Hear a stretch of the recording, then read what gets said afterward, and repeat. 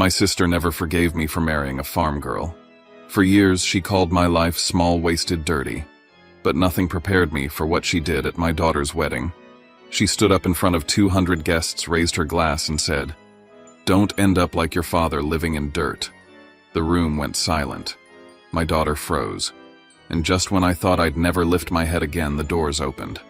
A Ritz-Carlton executive walked in, took the mic from her hand. And what he said next didn't just shut her up, it changed everything. "I'm Asher Maddox, and this is the day my family finally learned the truth. But before I share my story with you, I want to know you're here with me. Just say listening in the comments or tell me where you're watching from. I truly love seeing how far my story can reach. Sometimes even the smallest connection makes a heavy story easier to carry. Thank you. And now, here's everything. And if you find comfort or strength in stories like this, feel free to subscribe. It helps more people who've been dismissed or underestimated find a voice. I woke before the sun the way I always do on the ranch. Though this morning I wasn't waking to check irrigation lines or greenhouse humidity. I stepped out onto the small wooden deck of the cottage we'd rented near Silvercrest Vineyard and stared toward the blue-gray silhouette of the Rockies. It should have been a peaceful morning, my daughter's wedding day. Instead, my chest felt tight, the kind of pressure that doesn't come from stress but from something older. Something that's been waiting years for a moment like this. Inside the cottage, Rowan was already up adjusting the lavender bouquet she'd made herself. Jade sat by the window while her stylist curled her hair, Nolan pacing nervously in his suit, as if he were the groom instead of the best man. I tried to smile at them, tried to match the excitement in the room, but the tension sat just beneath my ribs like a stone. I was called outside to double-check the seating chart and walk through the ceremony path with the coordinator. Silvercrest had never looked better. The white chairs, the arch covered in wildflowers, the barn lit with rows of Edison bulbs for the reception. The menu tonight was almost entirely built from crops grown at Maddox Heritage Ranch, though no one outside Rowan and our staff had any idea just how far the ranch had come. I was reviewing the final layout when my phone buzzed in my pocket. The name made my stomach drop. Celeste. I wiped my palms on my jeans before opening it. Can't wait for Jade's big day. I have a very special surprise planned for her. My throat tightened. Every surprise Celeste had ever prepared for us had landed like a dart, aimed just soft enough to claim innocence, yet sharp enough to leave a mark. I slipped my phone back into my pocket just as Rowan walked over. "Everything okay?" she asked. "Yeah. Celeste is on her way," I said, brushing it off. But inside, something old and raw stirred. I had agreed against my better judgment to let her speak tonight. Jade had insisted it would mean a lot to keep things peaceful. Peace wasn't in Celeste's vocabulary. As I walked the vineyard path, I thought back to how we'd gotten here. I was the younger child in the Maddox family from San Diego, the one who was supposed to climb corporate ladders, not hop into soil beds. I'd once been the proud UCLA grad everyone expected to end up in Silicon Valley. And then I met Rowan during a weekend trip to Colorado. One look at a sunset spilling over Crescent Valley, her standing in the middle of a field, explaining soil profiles like she was speaking poetry, and everything inside me shifted. Leaving my analyst job in Los Angeles to move to Crescent Valley wasn't a fall, though Celeste had always framed it that way. She rose through the ranks at Skyvantix Digital, became the shining executive daughter. Meanwhile, I built greenhouses, installed sensors, and learned how to read the land the way Rowan did. To Celeste, that meant I had thrown away my future. To me, it meant I'd finally found it. But she never saw the ranch the way it really was, modern, high-tech, lean, productive. She saw dirt. She saw Rowan as a farm girl. And she saw Jade as someone who needed saving. While I helped Jade adjust her veil later that morning, her eyes glowing beneath it, a memory flashed: Celeste leaning down years ago and whispering to her, "Don't end up like your father, stuck in dirt." Jade had wilted at the words, and I had laughed it off, pretending it didn't sting. Today, with 200 guests arriving soon, I feared Celeste would repeat some version of that line, louder, sharper, more public. As I headed toward the barn, I overheard the event manager talking to the MC. "Hale is still on his way. We need timing with Ritz-Carlton confirmed." I stopped for half a breath, masking the jolt inside me. Lennox Hale. Ritz-Carlton. The contract. I checked my email quickly. The confirmation was still there, the final agreement sent last night. A multi-year deal that would change the ranch forever. I hadn't told Jade. I hadn't told Rowan. And I most definitely hadn't told Celeste. Just get through today, I muttered to myself. Tonight everything changes. But I didn't know if the change would begin with celebration, or with an explosion I couldn't contain. Chuang tu, uan ku chuan, moi num song doi kai bong song trong bun jat. The memories came flooding back the way they always did whenever Celeste slipped back into my life, sharp, unwelcome, and impossible to ignore. Standing between rows of grapevines waiting for guests to arrive, I found myself pulled into them one by one. 10 years earlier, at a Christmas gathering in San Diego, Celeste had raised her glass and said to Asher, the only UCLA grad who traded coding for carrots. The room had filled with awkward laughter. I had smiled like it didn't matter, but beside me, Rowan's shoulders had tightened. That was the first time I felt truly small in my own family. 7 years ago, during Mom's birthday dinner, someone asked how work was going. Before I could speak, Celeste answered, "He's fine. Life in dirt is stable enough." Mom had rushed to change the subject. Dad stared at his plate. I excused it like always. But the worst moments weren't aimed at me, they were aimed at Jade. 3 years ago at Jade's high school graduation, Celeste pulled her aside. "You're smart, Jade. Don't waste it like your father. Aim higher than a ranch." I had watched Jade's confidence crumble on the drive home as she cried quietly, asking if staying in Crescent Valley meant she was failing her potential. I had no words then, nothing that could erase Celeste's grip on how the world saw us. Celeste only visited the ranch once. She stepped out of her sleek Tesla, didn't even make it to the barn door before saying, "I can't." The smell. The dust. I'm allergic to all this. She waited in the car with the AC blasting while her kids toured the farm with Rowan and me. I remember brushing dirt off my hands as if that could scrub off her judgment. There was a time she wanted me in her world. Skyvantix needs a data analyst, she told me after my wedding. Come to San Francisco. I'll set everything up. When I said no because I wanted the life Rowan and I were building, Celeste turned the rejection into a weapon. Don't come to me when the farm fails. She never said it outright, but from that day on, every comment held an undertone. You disappointed me. You embarrassed the family. As for the ranch, I'd quietly optimized it using data-driven crop rotation models, negotiated contracts with restaurants in Denver and Aspen, and reinvested every dollar. But every holiday, every family dinner, whenever Celeste bragged about million-dollar campaigns, I stayed quiet. I didn't want to turn our table into a competition, though my silence only reinforced the story she preferred I was the underachiever. The worst blow didn't come from Celeste, it came from Jade. During an argument about college majors, she yelled through tears, "I don't want to be looked down on. Like you." The words lodged deep in my chest because they weren't really hers. They were echoes of a decade of Celeste's concern. From that day on, I promised myself that if I ever had the chance to show Jade the truth that her life, our life, wasn't small, I would take it. Which brought me back to the present, to Silvercrest Vineyard buzzing with early guests, to Jade glowing in her dress, to the endless potential of this day balanced on a knife edge. My phone buzzed again. Celeste. Make sure the MC saves some time after the best man speech. My surprise will be life-changing for Jade. A cold shiver slid down my spine. Life-changing. With Celeste, that could mean anything except kindness. I looked toward the barn where the reception would be held, imagining 200 people watching. Imagining Jade standing under lights she deserved to shine in, and Celeste standing beside her with a mic and a smile sharp enough to cut. Not today. Not again. No matter what Celeste had planned this time, I wouldn't sit quietly. This time I wasn't the Asher she'd spent years stepping over. This time I had something she didn't know about, something big enough to change the room the moment it entered the conversation. And for the first time in years, I felt the slow, steady rise of resolve rather than resignation. A week before the wedding, I was standing in the barn checking a fresh batch of microgreens when my phone lit up with Celeste's name. She rarely called me directly and almost never using the soft tone she used this time.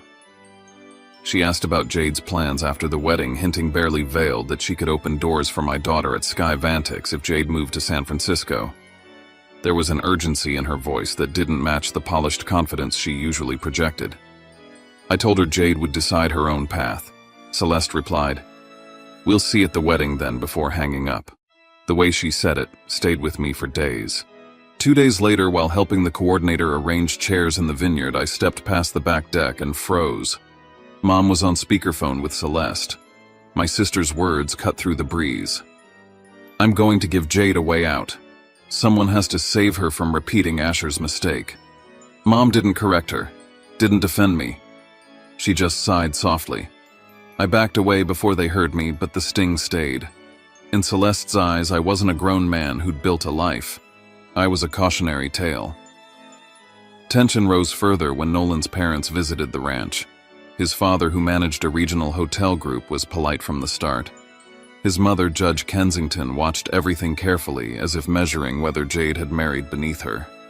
I could feel the quiet judgment when they heard the words, ranch life.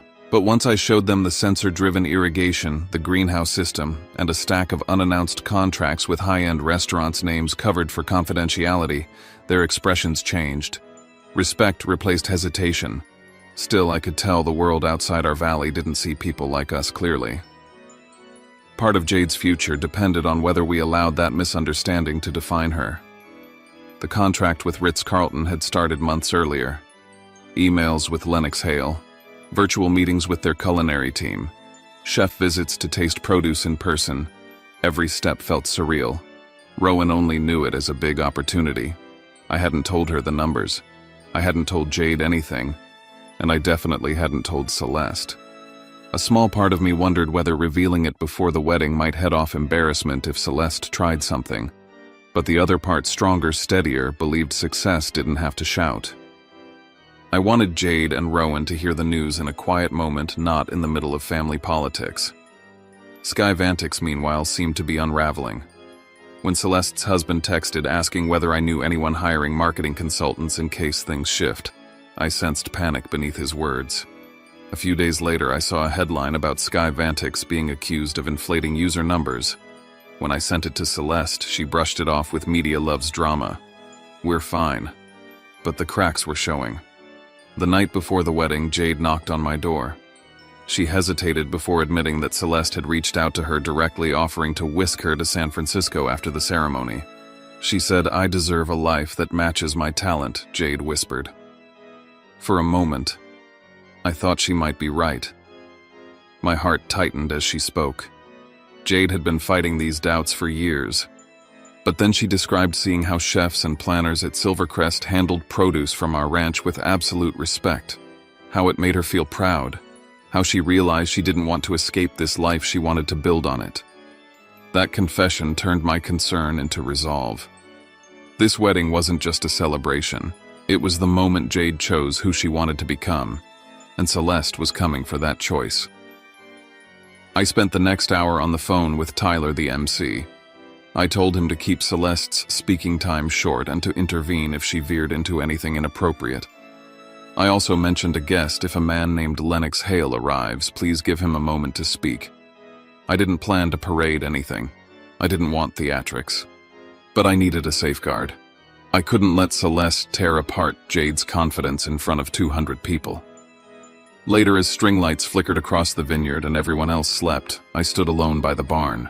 Two forces were quietly moving toward us: Celeste's carefully prepared surprise and the nearing arrival of Lennox Hale with one of the biggest contracts I'd ever seen. If they collided tonight, it would change everything, either for better or for much, much worse. By late afternoon, guests began filling the vineyard. Music drifted between the rows of vines, soft and warm. I should have been able to breathe easier now that everything was ready. But the moment Celeste's silver Tesla glided up the gravel drive, dread tightened around me like a vice.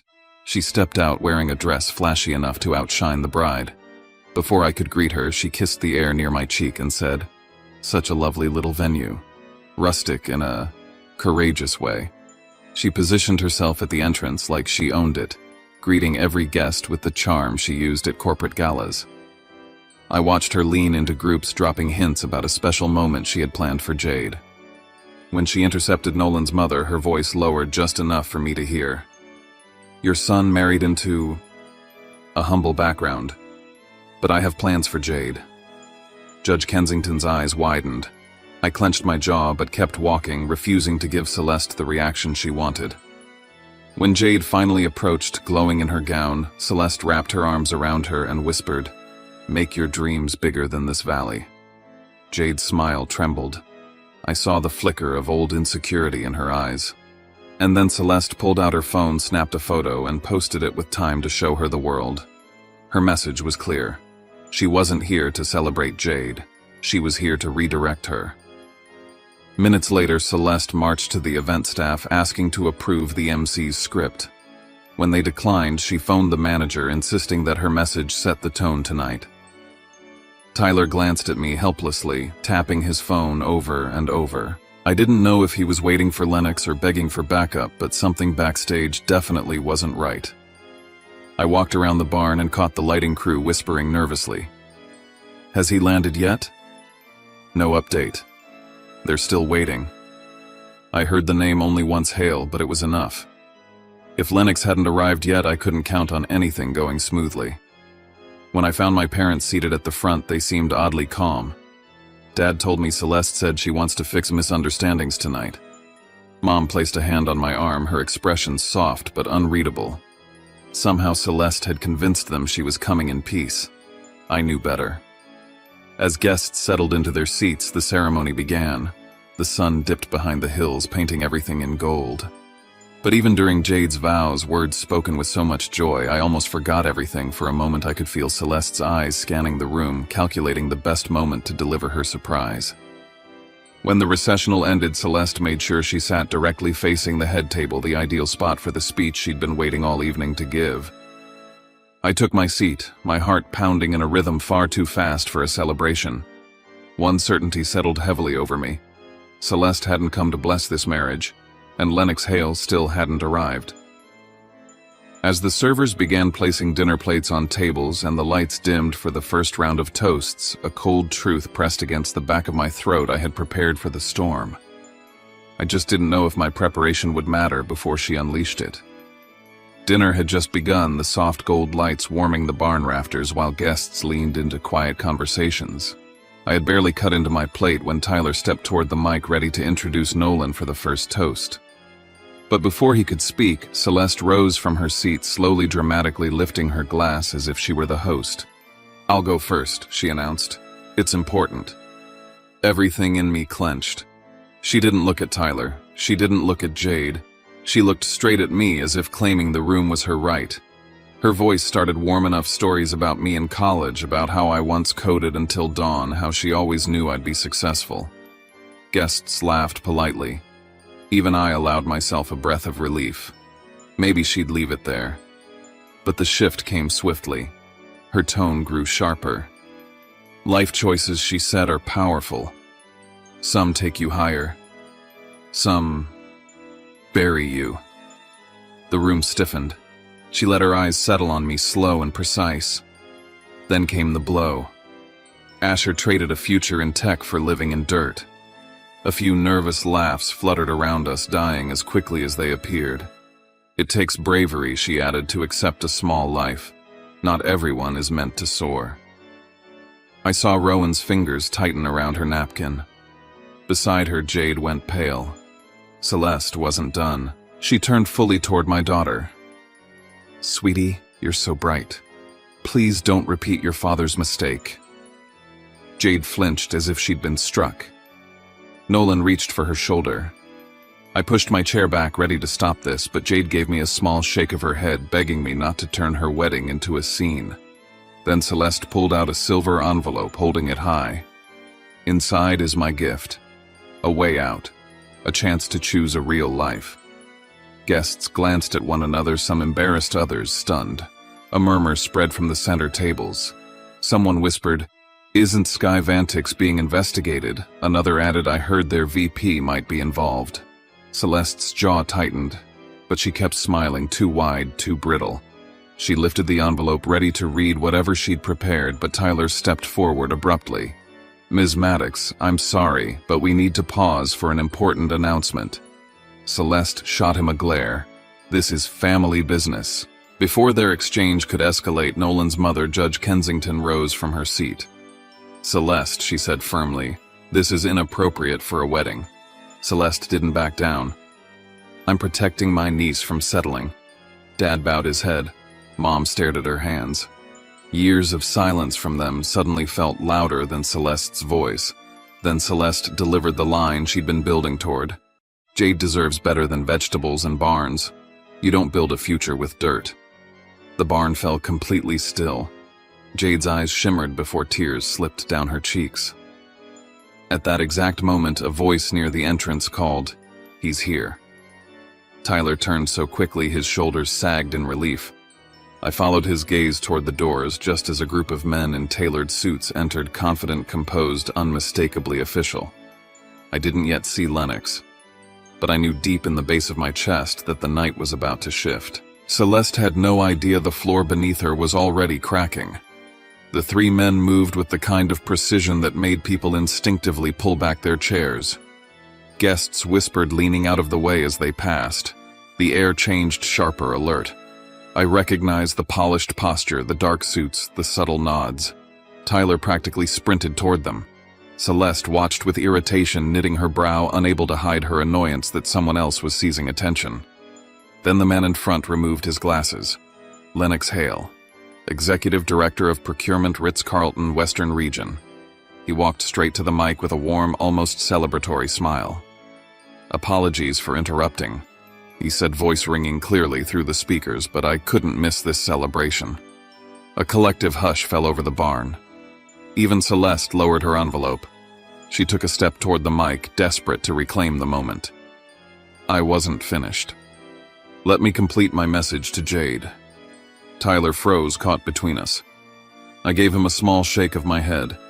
He hesitated, then stepped aside. When Celeste attempted to close the distance, Lennox shifted backward, one small, elegant step enough to block her access without saying a word. It was a quiet, perfect refusal. He turned back to the room. "Tonight we honor our newest exclusive agricultural partner, Maddox Heritage Ranch." The barn erupted in gasps. A wave of whispers swept through every row. Jade covered her mouth. Nolan's father straightened in surprise. My mother's hand flew to her chest, eyes filling instantly. Dad blinked several times as if he weren't convinced he'd heard right. Celeste, meanwhile, stood frozen, nothing in her expression able to catch up to what she'd just heard. Lennox continued. "We are finalizing a multi-year contract valued at $2.8 million annually." The room felt electrified. People stared at me with a mix of shock and awe. Rowan pressed a hand to her lips, tears pooling. Jade looked at me like she was seeing her father fully for the first time. Celeste finally snapped out of her daze. She let out a short, bitter laugh. "Vegetables worth millions, impossible." Lennox replied with effortless calm. "Not when they're the best in the region." A few guests laughed, not at him, but at Celeste's attempt to discredit something she clearly didn't understand. Then came another voice. Someone from the center tables stood. "Celeste. Is it true Skyvantix's numbers were flagged by the SEC?" Her entire face drained of color. For a second she didn't breathe. "It's nothing," she insisted. "We're fine." But her tone betrayed her. People shifted uncomfortably. A few exchanged looks that said more than words could. Rowan rose, then strong, steady. "This isn't the place for tearing each other down, especially not tonight." Celeste stared at her as if shocked that Rowan, the farm girl she'd spent years dismissing, would dare challenge her publicly. And then every gaze shifted to me. I could feel the weight of the moment, the pressure, the expectation, the years of humiliation stacked behind my ribs. I took the mic from Lennox, my palms warm, my breath slow. Celeste's voice cracked. "So I'm the villain now for wanting Jade to have a better life." I looked at her, really looked at her, and spoke clearly. A better life isn't the same as a bigger ego. A quiet gasp rippled through the barn. For the first time in decades, I wasn't speaking to her as the younger brother she could belittle. I was speaking as a man who had built something real. Her lips trembled, eyes flashing with disbelief and fury. Guests split instantly, some murmuring that she'd crossed a line, others wondering what she had intended to say before being cut off. Judge Kensington stood firmly beside Jade while my parents remained speechless. I sensed the danger instantly. One wrong sentence, one emotional misstep, and Jade's wedding would turn into a scar she'd never forget. Around us, the air tightened thick as storm clouds. Celeste's stare was sharp enough to draw blood. The envelope she'd held so proudly now hung limply at her side, and Lennox remained at my shoulder like a quiet confirmation that the ground had shifted for good. I could feel the entire room waiting, breath-held forks, forgotten hearts pounding for what would happen next. Inside, a single thought settled, steady and irreversible. For the first time in my life, I wasn't standing beneath my sister. I was standing level with her, and if I wasn't careful, every person I loved could be pulled into the storm that was about to break. The moment Lennox Hale stepped fully into the barn, the atmosphere shifted. Every guest turned toward him. Jade's tears halted midstream. Nolan stood in disbelief. Celeste froze with the silver envelope half open in her hand, as if someone had just torn a script out of her fingers. Lennox approached Tyler, took the mic with an easy confidence, and said, "Sorry for arriving late. I couldn't miss a day this meaningful for our partner." Celeste blinked rapidly. "Partner," she whispered, looking around as if the room had misheard him. Lennox didn't pause. "Tonight, I'm honored to announce that Ritz-Carlton has finalized a 3-year exclusive supply agreement with Maddox Heritage Ranch valued at $8.4 million. The room erupted, first silence, then disbelief, then a rush of murmurs rising like a wave crashing over the tables. My sister's expression crumbled in real time. Her practiced smile wilted. Her eyes widened as if trying to grasp onto something solid. But nothing in the room belonged to her anymore. I watched her face closely, the shock, the confusion, the denial, all mixing together. It struck me how fragile a world built only on image could be. Lennox continued, "Asher has built one of the most innovative agricultural systems in the entire Western region. His approach combines data engineering with sustainable farming. Ritz-Carlton properties in Aspen, Denver, and Salt Lake City are already using his produce in our fine dining menus." Gasps spread across the room. He added casually, "Colorado State University has begun implementing his data farming methods into their curriculum." I felt the breath leave my chest, not out of pride, but out of the weight of finally being seen. Then the entire Kensington family, the groom's family, stood. Judge Kensington lifted her glass. "We're honored our son married into a family that builds something real." Her husband added, "I've heard Maddox Heritage Ranch mentioned in hotel circles for months. Now I can see why." The applause grew. Some restaurant owners raised their glasses toward me, calling, "I tried to get your microgreens last spring. You were always sold out." For a brief moment, the barn glowed with warmth I had never expected to feel. Then Celeste broke. She snatched the mic from Lennox, her voice trembling. "This is a wedding, not a business expo. Asher is exaggerating. It's just vegetables." Lennox didn't flinch. "Ritz-Carlton does not sign $8 million contracts with just vegetables." Laughter, not mocking, but sharp and honest, rippled through the room. Celeste's hand trembled. Her chest rose and fell in quick, shallow breaths. Then Jade stood. She walked toward the stage, took the mic from Celeste gently but firmly, and spoke with a calm that made the room hush. "I'm proud of my father. I'm proud of our ranch. And I don't need a way out." She held up the silver envelope. "This isn't a gift. It's a goodbye to a story that was never mine." She placed the envelope back into Celeste's hands and stepped away. Applause spread slowly, then filled the entire barn. Celeste staggered back a step, tears finally spilling. "I was only trying to help." In that moment, I didn't see arrogance. I saw someone whose entire identity, status, job title, image had been the only ground she ever stood on, and that ground had just cracked beneath her. I took a breath, walked toward her, and said quietly, for the room to hear, "You don't need to save anyone. Not when you're the one drowning." The envelope slipped from her fingers and fell onto the wooden floor, and for the first time, Celeste didn't pick it up. 2 weeks after the wedding news broke, Skyvantix had filed for bankruptcy. The SEC investigation into manipulated marketing data had escalated. Multiple executives were removed, among them Celeste. Her husband moved out temporarily. The kids stayed with him.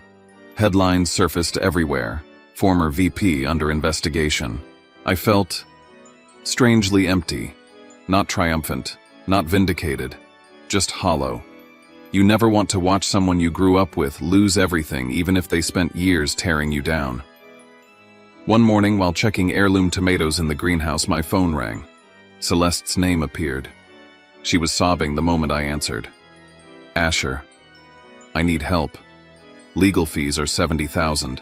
If I can't hire counsel, I might be charged. I stood silently, letting the weight of a decade settle in my chest. Memories of her insults, her condescension, Jade's tears, that night at the wedding. But I didn't feel anger anymore, just clarity. I'm not giving you money, I said gently, but I'm not abandoning you. The line fell quiet, her shock audible. I'll connect you with a bankruptcy specialist. I'll cover the first few months of therapy, and you will apologize to Jade, in person. Celeste let out a sound somewhere between relief and grief. I don't deserve this kindness. A few weeks later, she and I met at a cafe in Boulder. She looked smaller, physically, emotionally, spiritually. I was jealous of you, she finally admitted, staring at her coffee. You chose love. You chose a life that meant something. I chose appearance.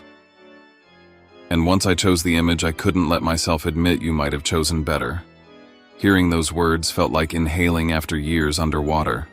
Painful, but freeing. Jade met her a week later. Celeste brought a handwritten apology, 3 full pages. Jade read it slowly, then said, I don't hate you, but I need time, and I won't live my life being ranked. It wasn't forgiveness, not yet, but it was a door cracked open. Meanwhile, Celeste took a consulting job at a small bakery in Denver. She texted me a picture of tomatoes from a farmer's market. Bought these today. Thought of the ranch. Life went on. One evening, standing in the middle of the fields, I watched a flock of birds sweep across the valley. For the first time in years, I felt a sense of completeness, not because I'd won anything, but because I had finally understood something I'd been too afraid to face. Success doesn't need defending, but sometimes the truth does. The valley wasn't a cage. The soil wasn't a symbol of failure. It was the place where things grew when given patience and care. And as I thought about Jade, about Rowan, about the long, painful road with Celeste, I found the words that felt truest of all. I didn't defeat her. No one won. The only thing that survived was the truth. And sometimes that's enough to save a family. In the weeks that followed, I kept thinking about how quietly life shifts after moments like that night in the barn. Nothing changes all at once. It changes in small ways, conversations that don't sting anymore, mornings that feel lighter. The simple relief of knowing you finally spoke the words you needed to say. And even though our family is still learning how to stand in the same room without old wounds pulling at us, there's something steady beneath it now. Something honest. Maybe that's the real lesson I carried out of all this. You don't have to rise above people. You just have to rise above the weight they've put on you.